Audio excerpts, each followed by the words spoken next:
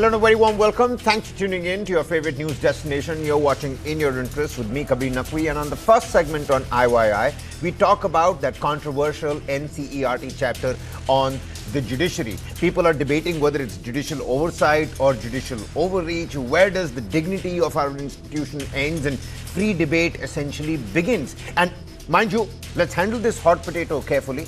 Let's be analytical, not accusatory. But before that, before my esteemed panelists come on board, let's break this down for the viewers at large. We look at that deepening confrontation between India's highest court and its primary educational body.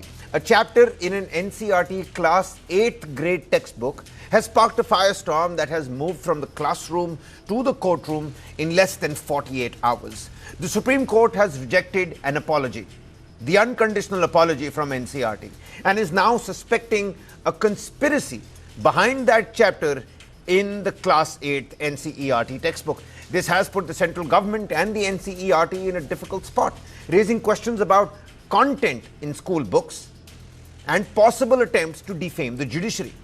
Let me take you through the details step by step. The issue essentially centers on a new chapter in NCERT's Class 8 social science textbook titled The Role of the Judiciary in Our Society.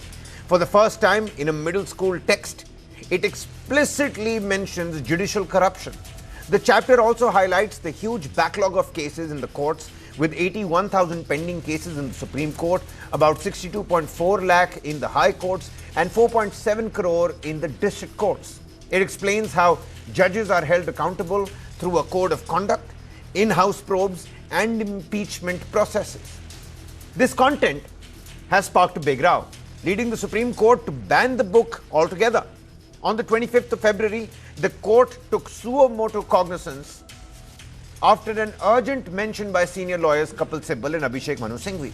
They called the chapter's content absolutely scandalous and said it caused serious disquiet and grave concern amongst lawyers and judges. The Chief Justice of India stated that the court will not allow anyone to defame the institution and described it as a tentatively calculated, deep-rooted attempt to denigrate the judiciary at large.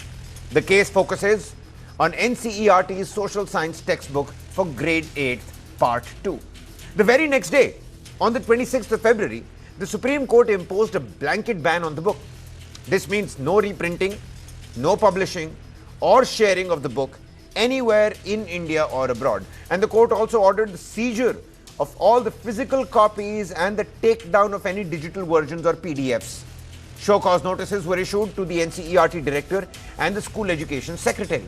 The Chief Justice called it a deep-rooted, well-planned and orchestrated conspiracy, adding that heads must roll and he is not going to close the matter soon.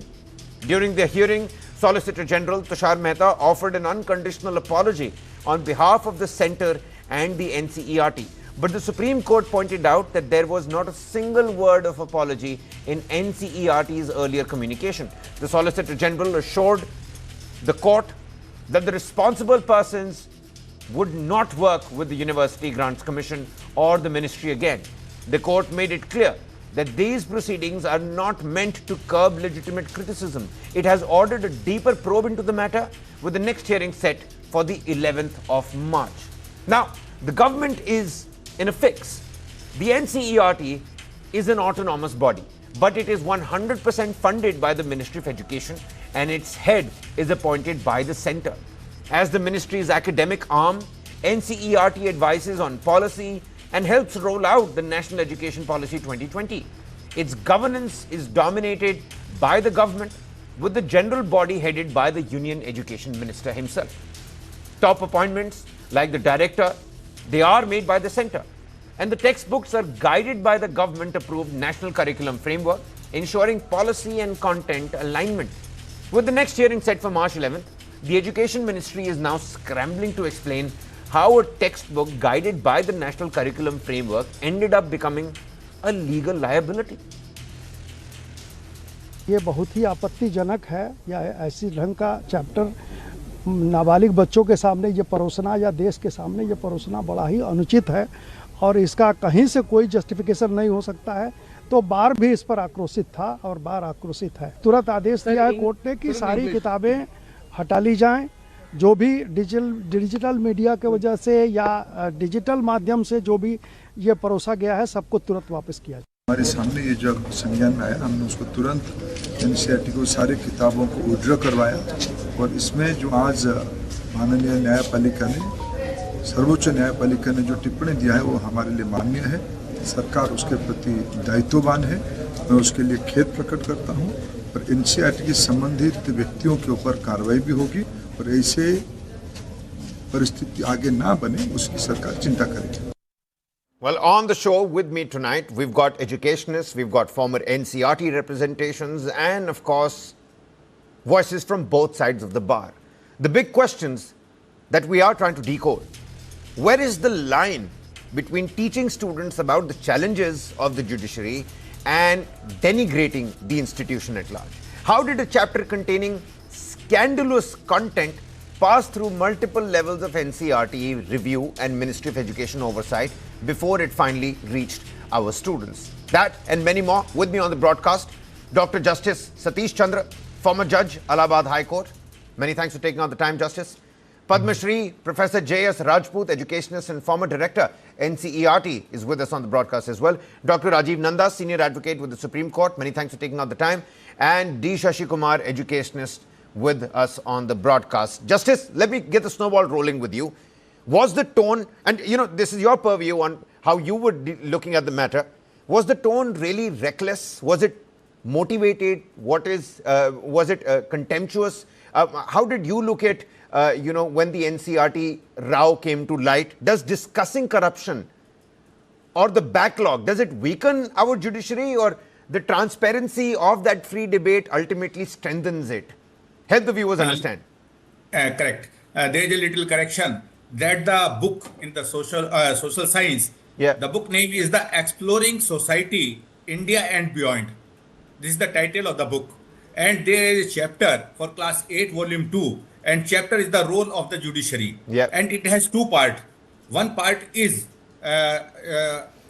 this is a role of the judiciary in our society. And there are two parts for this. And one is the judicial arrears, about the justice, delay, deny justice. This is the title, subtitle. Another justice, and that contains the arrears of the cases. And third is the corruption in the judiciary. These are the two subchapters in that particular chapter.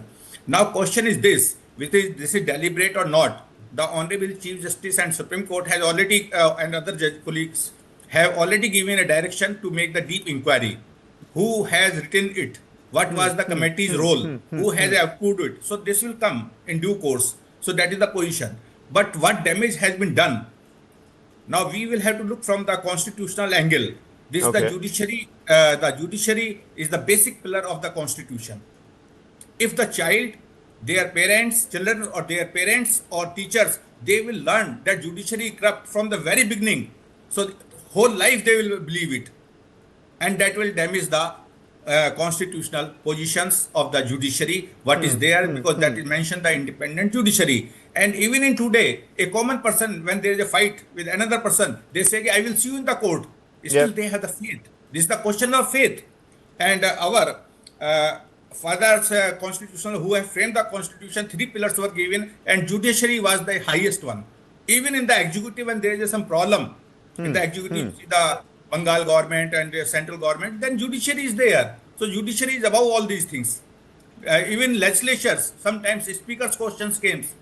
What is speaker's power are there or not? So this is the judiciary who will have to they're all credible and pertinent points, Justice. But my lord, I mean, I must, I ask you this. The court says that young minds should not be exposed to this biased narrative. But then how should institutional challenges be presented to these students? I mean, there is a thin line between defamation and data. There is data that is cited in that. If I could just point out some of those points, Justice Chandra, 81,000 pending cases, 62.4 lakh in high courts, 4 crore in lower courts. Arrear is okay. Arrear is okay. Arrear is more than that, what they have mentioned. Yeah. Practically, arrear is more than that. So then how do we tell our students about this, Justice? Delay, deny justice. Delay, deny justice. But when they are writing corruption in judiciary, it means the whole judiciary is corrupt. That is not so. Okay. That is not so, and it damages the reputation and faith of the people, common people, All right. and constitutional position also. So this is not correct. So that is why Supreme Court has taken so much No, action. clearly it was grave enough justice for the CGI to say that heads must roll and that he is not going to accept that unconditional apology Correct. and that Correct. he's not going to close this matter down anytime soon. With us also on the broadcast is Padma Shri, Professor J.S. Rajput, educationist and former director NCERT. Professor Rajput, was this a failure of academic judgment? Was it editorial oversight within the NCERT? You're a former director of the NCERT. How did you view this from the classroom to the courtroom in less than 48 hours? Two small points before I begin. Basic pillar of the Constitution is we the people, not an organization. Areas are okay is a shocking statement. All of us know about corruption. Why should young persons not know corruption? It is incorrect to say that only judiciary has been pointed out. In class 6 book, I am told there is a mention about corruption in executive, corruption in other places. Actually, the NCERT will have only graded chapters. So if something is taught in a class A, then next time it could go to class B. Now, this whole thing, the type of terms that have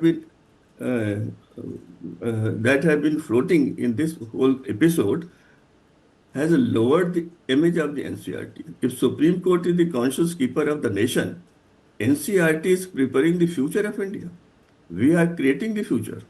As a body, all those senior people who are occupying major positions or even second level positions have been benefited by NCERT. Generations now respect NCERT.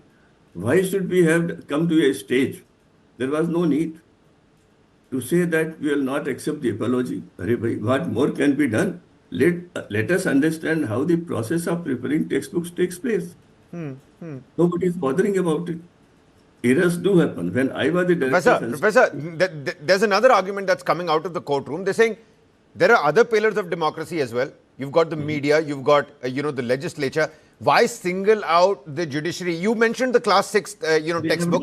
No, this is incorrect information. I have been told today, Okay. I have also not seen the books, that in class 6 book, they have discussed about corruption in executive and other places. They have done it. So why not go through entire set of books that NCERT has prepared? So even younger minds than 8th grade, there is, a proper... 8th grade means 14, 15 years. They have so many other avenues open to them to get information. After 10 years, they will be occupying the positions, very senior positions, taking major decisions. And by the time they are 30, they would be district magistrates and even other senior positions. Why should they not know the world they are going to confront? You cannot just give them a picture, everything is fine. That is not fine. And they have to be trained in conflict resolution, how to battle this corruption. I don't think there is, but overall, we have made corrections as the director of NCERT. Errors were made in my time. One author has copied some 3-4 paragraphs from a book. It was pointed out by the media. It came in the parliament. I submitted my resignation to the minister, who said, wait. And he had his own way of handling this situation. We withdrew that book. All right, Professor. Professor Rajput, let me ask you this before I go across to Dr. Rajiv Nanda. Can school textbooks discuss institutional weaknesses like judicial corruption? And if the answer is yes, does that risk, because that's the biggest point that's coming out, what Justice Chandra was also alluding to, that does that risk eroding that public trust, that too at a formative age? Now, we know that you said it's already 14, 15 years of age in 8th grade. They can get that information from somewhere else also. But can school textbooks discuss institutional weaknesses? It's no question of institutional weakness. It's the social context also. Every weakness that the young people have to confront in life, they have to be prepared to battle it out in the life. And you can't say that they will not know anything negative that is happening in the society. They have to know, and they know about it. Who doesn't know about the corruption that takes place in Tehsil headquarters, in judiciary? Go to a village and find out. Meet those people. Honorable Supreme Court judges may not have time to meet such people, But go to a place, go to a marketplace, ask them how do they react about the judiciary. What happened to the case of Justice Verma? Why it is pending still? Why has it not been solved? Does it not lower the image of the judiciary? It does. Why should children not know about it? Okay. There is nothing wrong. NCERT has to take the whole thing in a totality, in 360 degrees.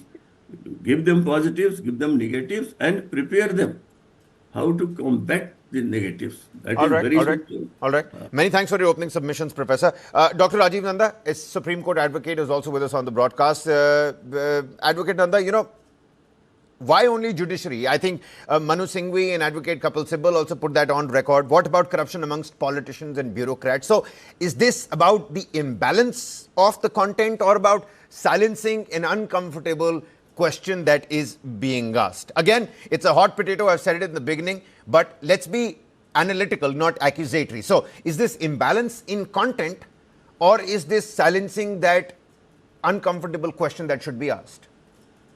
See, the independence of judiciary is the most important thing, the sheet anchor in the Constitution of India. Yep. If we don't have the independence of judiciary, the things will not work. The three organs, executive, legislative, and the judiciary, they are working in their respective fields.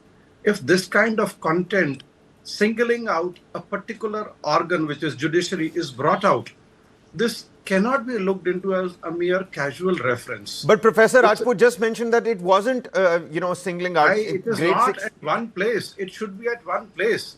If you are referring about corruption in one organ, which is judiciary here, you should in the same place also mention about corruption, but by other organs also. This is amounting to singling out. And this is in a very planned way to discourage the judiciary or cowing down the judiciary. This amounts to scandalizing the institution in the young mind, because at the same place, in the same chapter, if the students are not told as to what about the corruption in the other organs, and mind it, if we are talking about the pendency is because the infrastructure is not there. There is a lack of judges. You know what, in India we have a judge ratio of 22 to 1 million people, only 22 judges for a million, which is 10 That's lakhs. a great point. That's a great point, Advocate. So if we have that challenge, why not teach our kids and tell the kids about that challenge? Who's responsible for it? The infrastructure is not to be provided by judiciary itself. It is to be provided by the executive. If you don't provide the infrastructure and the judges are less, then you blame the pendency on the judiciary. This is a planned way to scandalize and to discourage the judiciary from taking an independent stand. Okay. And Dr. Nanda, before I go across to, Shashi Kumar, the educationist who's with us on the broadcast, banning the entire chapter, does it seem proportionate, or corrections and contextualization could have sufficed in this particular case? No. This is a deliberate thing. There cannot be a correction, or there cannot be any kind of reform in this. This was done with an intent, and partially it has been achieved also. This was to scandalize and to create a fear in the independent judiciary, and there cannot be a reform. Okay. If this was done, then where was why the apology was not there at the first instance? Why in the second time, when it was pointed out by the learned Fair enough. Shashi Kumar ji, the educationist with us on the broadcast. In civic education, should the students be taught only about institutional ideals or talk about institutional challenges as well? The advocate and Justice Chandra have categorically said that this seems to be very calculated. And are they really wrong when they're saying something like that, singling out the judiciary like it has been done in that chapter? Why not? Why not? We should teach children with both the angles, positive and negative. What is happening in India? What is happening abroad? We know the fact. And this debate, it is just the statements of the judicial representatives are also saying that there is a corruption in other departments. Why only in courts or judicial? This itself is the submission. Why are you snubbing the liberty with the freedom of expression through NCERT because it has to balance out. And we have a lot of things now. It is not just the textbooks. There are various media to know and understand what is happening in world, what is happening in India. And we have a lot of respect to the judiciary, and no doubt we respect the thing, but simultaneously we are facing these things happening, not only in one domain, in all domains. So one has to realize this. This is a lesson. This is a lesson to be, even whatever the judiciary may pressurize and take a apology or take a action. It might not be a contemptuous, but still many actions can be taken. But end of the day, there is a precipitation, there is a fact, and we have to relook ourselves. It is not just the judicial, it is the entire system of this country where children are. What is happening with them? They are more exposed, they are more understanding. There are a lot of medias to educate them. Just textbook is not the media now. But in this situation, in this context, we have to relook ourselves.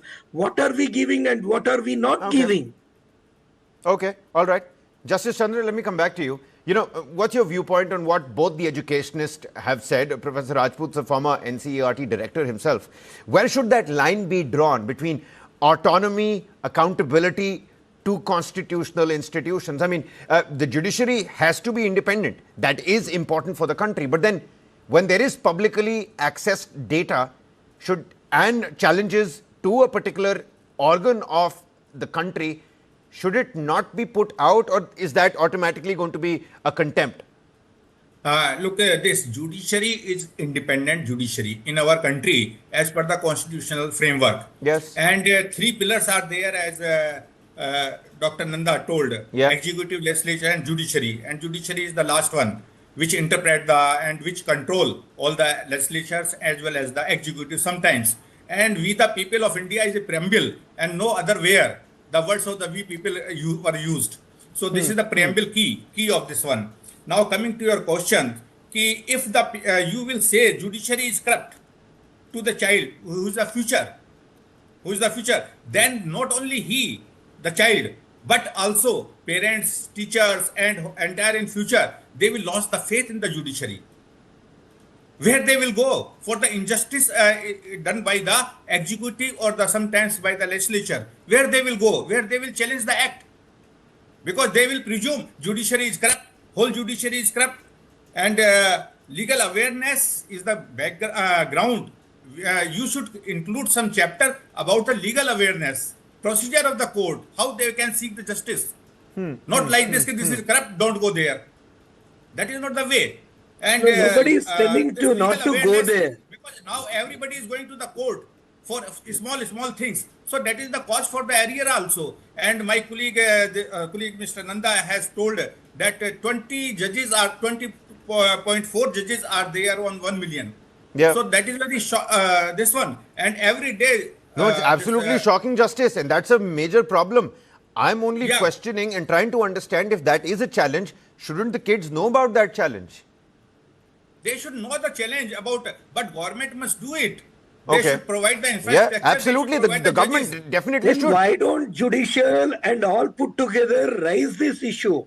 That is the need of the hour. It is a separate issue. You can hold some another debate on that. Yeah, fair enough. You can vote on this on here. Let's not digress, Mr.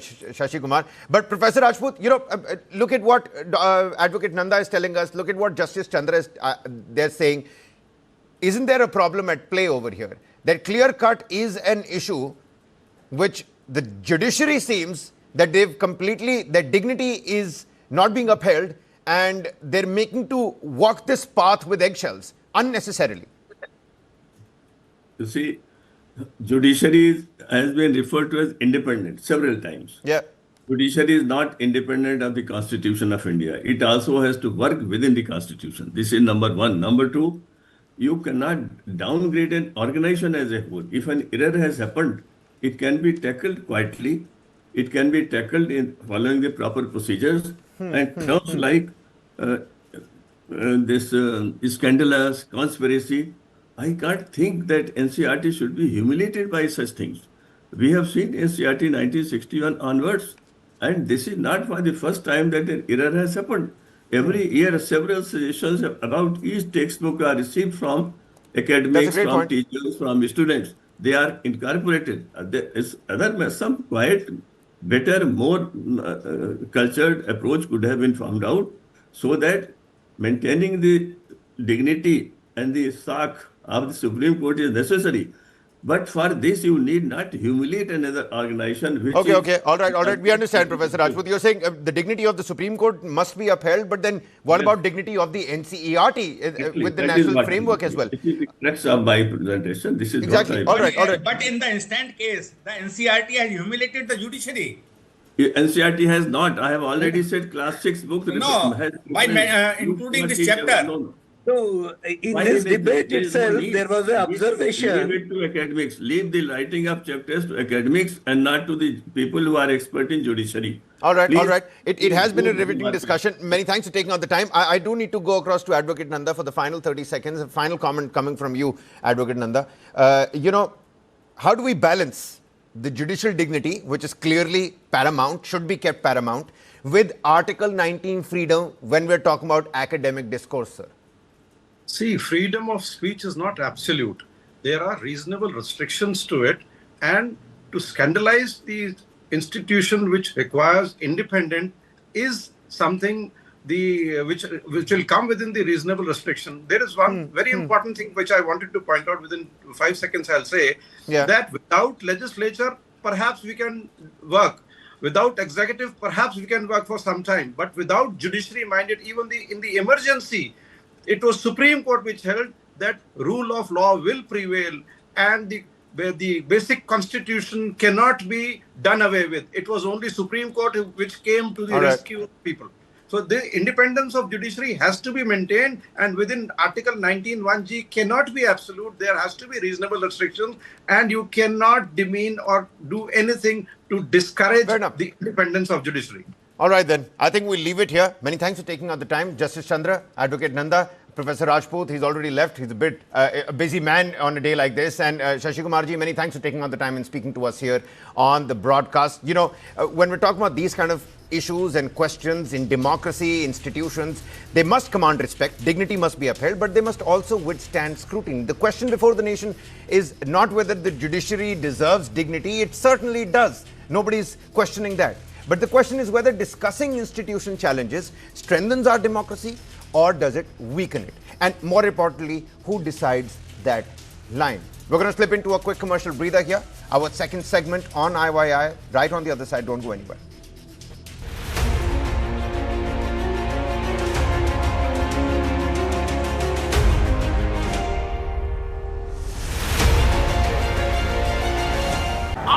रश्मि, ये madam बड़े शहर से छोटे शहर बसने जा रही है, बताओ।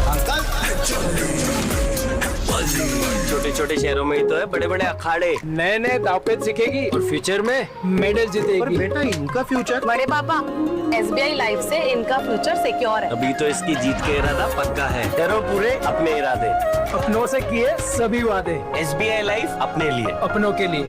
पढ़ता है, खेलता है, झूलता उछलता है, दौड़ता कभी कभी दौड़ कराता है, आगे आगे बढ़ता है इंडिया, अमूल दूध पीता है India. What you saw me on the field and off the field is like chalk and cheese. Is leadership acquired or leaders are born? No guts, no glory, no pain, no gain. My tendency is to go for magic, not for perfection. I never give up. I like to win. If you believe you can, you can. Just me being here, it's a statement. You defying a concept called against all odds. You seem to be a Destiny's Child. When chips are down, the whole team could have looked up to you, said, Dada is still there. Every time, whether I scored 100 or a Sachin scored 100 or a Rahul scored 100 or a Sehwag scored 100, the scoreboard said India won. There is a quality about me, which is why perhaps people feel I'm a perfectionist, because I don't get tired easily. Let the kids know and the families know that one of the best ways to get a good education, go to a good school and a good college anywhere in the world, is if you play a sport well. How would it be possible for a person, ordinary person, for me to know? Acting कर रहा है या ये सच कर रहा है? ये जो बात I'm not a very good actor in real life. Real life मेरे चेहरे पे दिख जाता है झूठ बोल रही है. In Germany, the biggest newspaper was written on the first page. This is a finishing from Lothar Matthäus' career, and this was motivate me. I was literally on my phone at home and they're like, oh, we have the results. We suggest that you remove your breast. And I'm like, wait, what? When I started stumbling and I started making the mistakes, that I realized that now that person who I have not forgiven 2 years back, now I know what he feels like.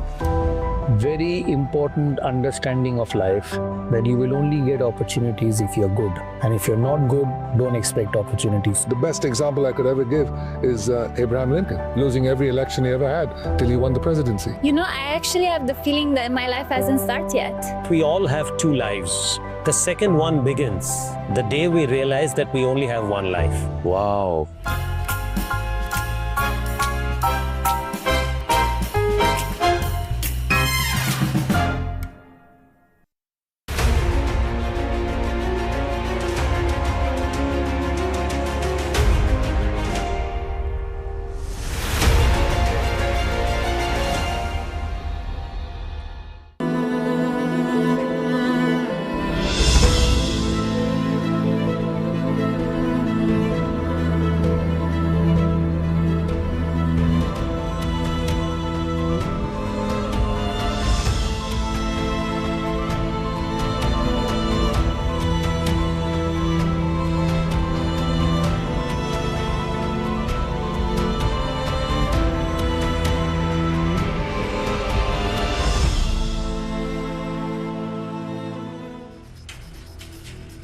Welcome back. Thanks for staying with In Your Interest. Our second segment on the show tonight. We're going to talk about a 9-year-old girl who collapsed suddenly, gone within seconds.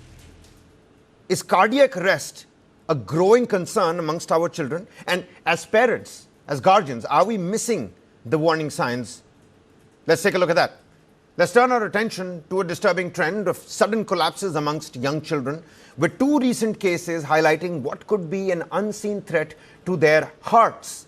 These incidents raise serious concerns about the health of our kids and what might be causing such tragedies. Let me start with the shocking incident from Rajasthan. A 9-year-old girl collapsed at her school playing ground, and the moment was caught on CCTV. The footage shows the child staggering before falling onto the ground. She was rushed to the hospital but was declared brought dead on arrival. Doctors suspect it was a cardiac arrest, as there were no external injuries found. However, the family has refused a post-mortem, so the cause has not been officially confirmed. But what makes this even more heartbreaking is that her elder brother died in a similar way back in September last year. This means 2 sudden collapses in the same family within just a span of 4 months. Now, shifting to another recent case in Palghar, a 15-year-old class 10th girl collapsed right after finishing a school marathon. She had reported breathing distress before fainting moments after the race. She was quickly taken to the hospital but was declared dead on arrival. Doctors suspect it was a heart attack. These stories point to a larger issue, the unseen threat to young hearts. Experts say that up to 50% of such cases remain unexplained even after tests. These incidents often strike children who seem completely normal and healthy. Immediate actions like CPR and access to an AED can be life-saving in these particular situations. A family history of early sudden deaths puts children at high risk, and that's why early screening is recommended, including tests like the ECG, echocardiogram, lipid profile, and LPA levels.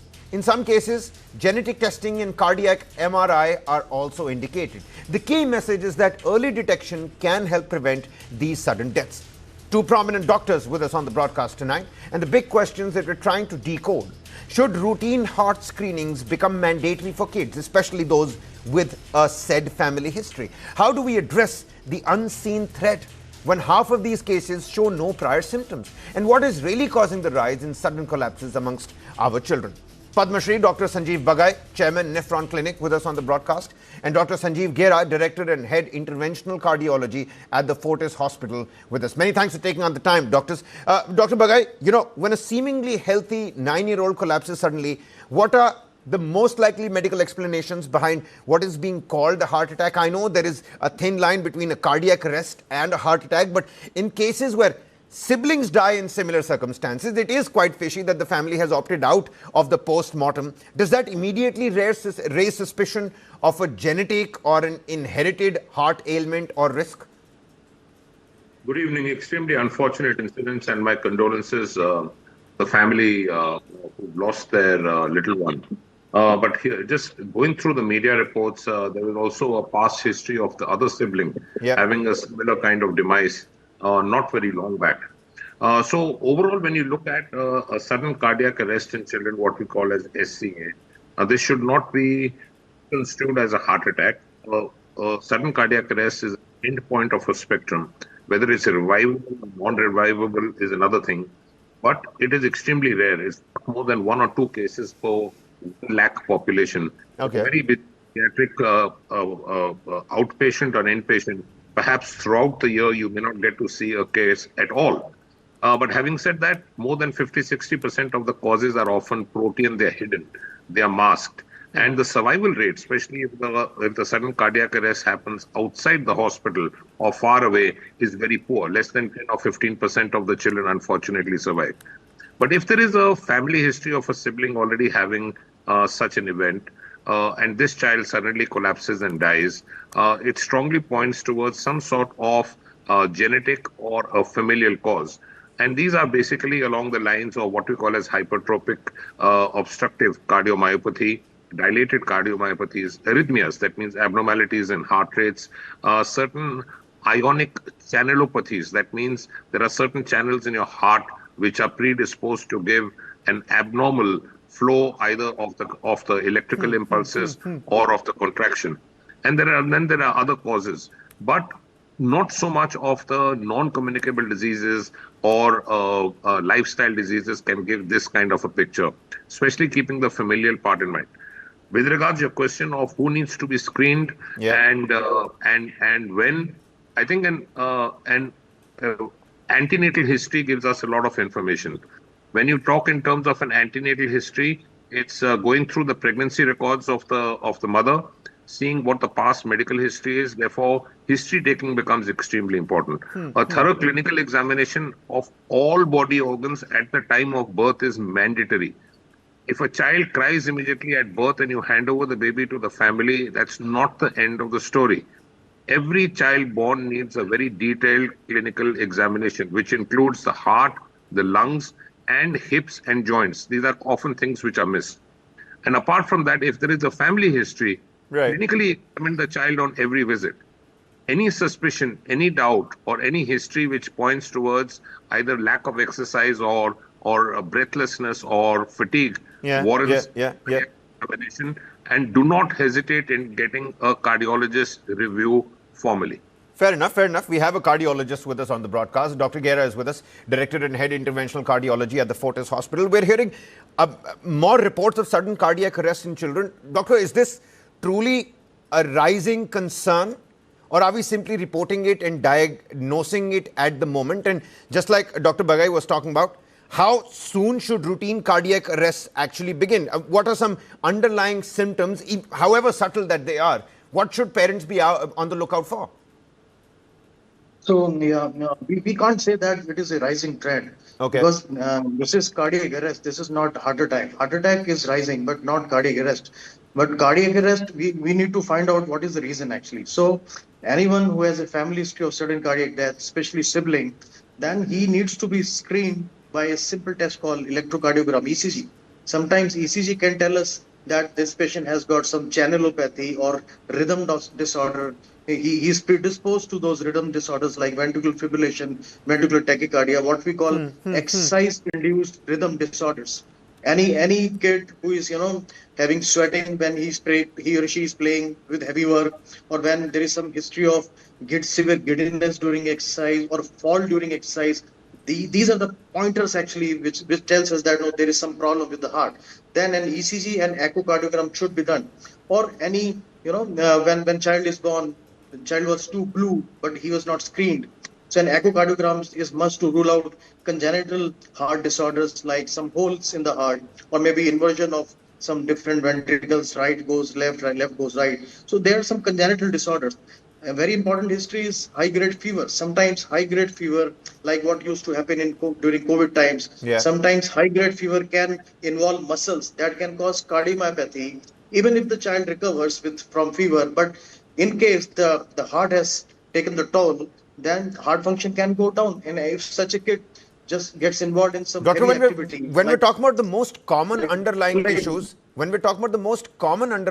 Dr. Gera, hypertrophic cardiomyopathy, arrhythmias, myocarditis, is there something else that you want to add to the list? Hypertrophic cardiomyopathy, like channelopathies, like long QT syndrome, short QT syndromes, which can be detected by a simple electrocardiogram. Then there is one term called ARVD, which can be detected by cardiac MRI and ECG. Then there are different like WPD syndrome. Sometimes they can have such type of rhythm disorders and congenital heart defects. Sometimes aortopathies can cause dilated heart, and that can cause rhythm disorders and sudden cardiac arrest and fall. All right. Dr. Bagai, we've got these graphics running on screens as well. 50% of these cases are unexplainable deaths. So your viewpoint on what are some signs and symptoms that parents can be on the lookout for, however subtle that they actually are? So my take-home advice for everyone who's watching this program and all the parents and all the pediatricians, especially the young doctors, is that irrespective of the age and irrespective of the present complaint of the patient, every child should have a height, weight, pulse rate measurement and blood pressure recording. Blood pressure at least 2 to 3 times in a year. It's a routine, which is very often missed. It's not done. Point number 2, as like the old saying goes, nothing can displace or replace history taking. It takes a couple of minutes more per consultation, but it's a value in gold. Please take a detailed history, family history, past history, history of fevers. We will very often get early clues. In terms of a direct symptomatology, breathlessness, feeling fatigue in exertion or while playing, excessive sweating, or just lethargy, or unable to complete their daily tasks, and of course a clinical examination of the child. This will give us sufficient information to decide who to investigate and what level of investigation is required. The important thing is not to create panic in parents' mind. Identify it early so that early intervention can be instituted. Final word to you, Dr. Gera. What's your message to the budding doctors out there and, of course, the guardians and parents watching the broadcast? So it is important that we do screening checks. So if your kid is going to get engaged in some heavy physical activity and if there is family history, ECG is very important. And then echocardiogram, depending on the symptoms, like if anyone is sweating during exercises or any routine activity like simple dance, or maybe climbing upstairs, some giddiness, or low BP, high heart rates, low heart rates, any type of abnormality in ECG, that should point to some rhythm disorder, and then it can be evaluated. But the best message which I can actually suggest is that every school, every playground, these places should have some AED there. So the immediate treatment is the shock. Shock actually can prevent sudden cardiac arrest. The patient can be revived and can be taken up to the hospital for further treatment. So shock and CPR is a must over there. CPR should be, training should be given to everyone, like sports coach or maybe lifeguards. You're absolutely right. Elongating that golden hour, for these children as well. Yes, Dr. Bagai, please. Very quickly, I think what Doc has mentioned is gold dust. Every school, be it primary, secondary, or till class 12, must have an updated medical unit with a qualified doctor to at least pick up the initial symptoms. Every school must have an emergency kit and a defib machine. This can save lives on campus. Mind you, in a busy metropole at peak rush traffic hours, even if you call for an ambulance and by the time the ambulance reaches you, the child is transported, it can be well into 2 to 3 hours. And we can actually miss a life during that period. You know, it's quite strange.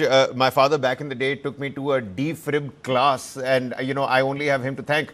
Instead of a picnic on a Sunday afternoon, getting through those boring classes, sitting on those dummies, administering CPR, it has only taken us a long way. And I think we need to spread that message further and forward as well. Sudden cardiac arrest in children is rare, but not impossible.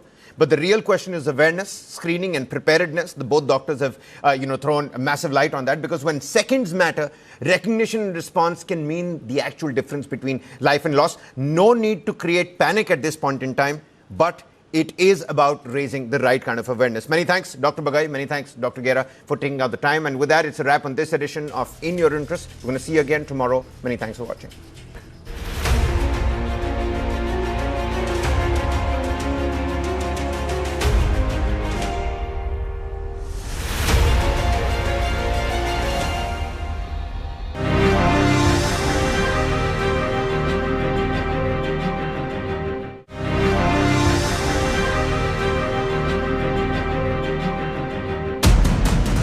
This isn't a trail of peace.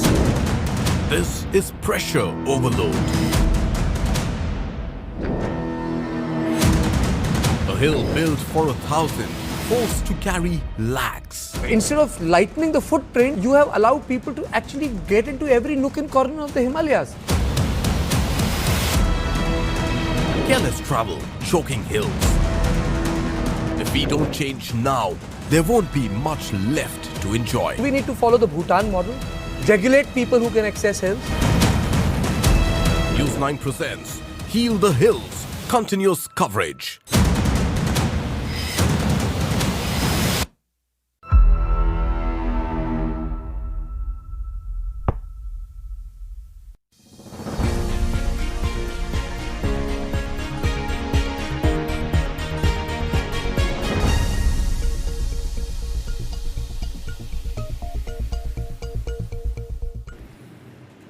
A major diplomatic shift in West Asia. The United States of America is set to deliver embassy services inside an Israeli settlement in the West Bank. A move critics say breaks with long-standing diplomatic convention. The US Embassy in Jerusalem has announced that it will offer passport services on Friday in Efrat, a fast-growing Jewish settlement in the West Bank. Officials say similar one-day consular services will soon be held in Beitar Illit, another settlement, while temporary consular pop-ups have previously been held in Palestinian towns like Ramallah and in Israeli cities such as Haifa. This marks the first time such services will be delivered inside an Israeli settlement. An embassy spokesperson insisted that the move does not signal a change in US policy. However, reactions across the political spectrum suggest otherwise. On Israel's right, Foreign Minister Gideon Saar called it an important decision. Lawmaker and former Knesset Speaker Yuli Edelstein praised it as a blessed step, saying it strengthens international legitimacy for Israeli claims in what he referred to as